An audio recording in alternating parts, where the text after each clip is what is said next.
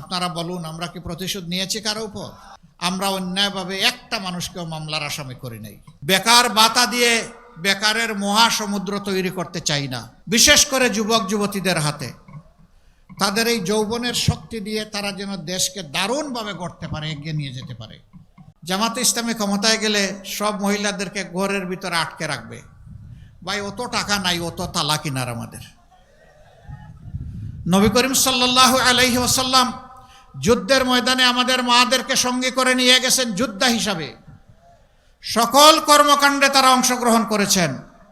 আমরা নিশ্চিত করছি, গড় থেকে শুরু করে যুদ্ধের ময়দান পর্যন্ত যারা পছন্দ করবেন, যারা যেতে চাবেন, তাদের জন্য দুয়ার খুলে দেওয়া হবে ইনশাআল্লাহ।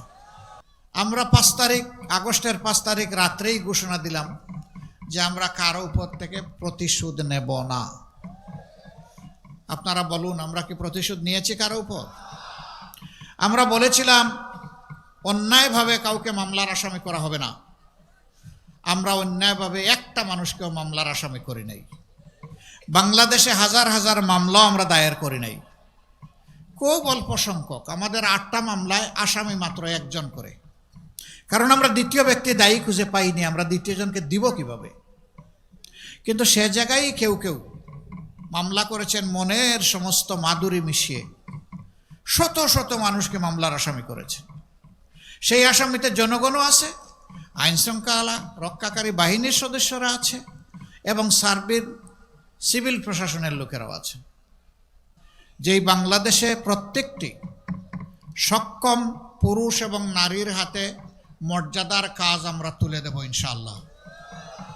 বিশেষ করে যুবক যুবতীদের হাতে, তাদের এই যৌবনের শক্তি দিয়ে তারা যেন দেশকে দারুণভাবে গড়তে পারে, এগিয়ে নিয়ে যেতে পারে। এবং তোমাদের হাতেও আমরা কাজ তুলে দেব, যারা এই সমস্ত কর্মকাণ্ডে লিপ্ত আছো। সেদিন সম্মানের সাথে তোমরা বসবাস করবা। এখন তো তোমরা অপমানজনকভাবে এই সমাজে বসবাস করো। মানুষ তোমাদেরকে ঘৃণা করে, মানুষ তোমাদেরকে অভিশাপ দেয়। সেই ঘৃণা এবং অভিশাপ থেকে ভাইয়েরা তোমরা সেদিন মুক্তি পেয়ে যাবা। আমরা সারা জাতির সমস্ত মানুষগুলোর মুক্তির চিন্তা করি। আমরা নিজেরা খাওয়ার জন্য রাজনীতি করি না, এবং দলীয় কর্মীদের পেট ভরানোর জন্য আমরা রাজনীতি করি না। বরঞ্চ এদেশের দুঃখী বোখা নাঙ্গা মানুষের পেটে কিভাবে আমরা মুখে একটু খাবার তুলে দিতে পারি আর পিঠে একটু কাপড় তুলে দিতে পারি, এটাই হবে আমাদের সংগ্রাম ইনশাআল্লাহ।